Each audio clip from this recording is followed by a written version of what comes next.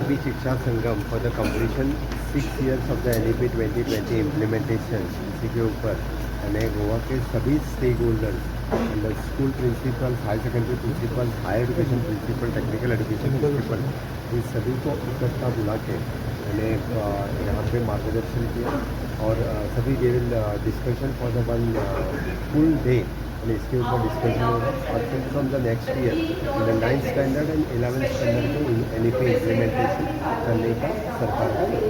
NEP लागू होने के बाद क्या चेंजेस हुए हैं एजुकेशन सिस्टम में? डेफिनेटली NEP लागू होने के बाद जिस तरह से यानी सिलेबस बदलने के बाद थिंकिंग, थॉट प्रोसेस, क्रिएटिविटी जो बच्चों में आनी चाहिए और द फ्यूचरिस्टिक एजुकेशन किस तरह से चाहिए इसके बारे में एक बदल जो है वो बदल दिख रहे हैं जिसके रिजल्ट्स हमें यानी within a short span of a time will see the good results in the youth of the Goa. Goa is the first state to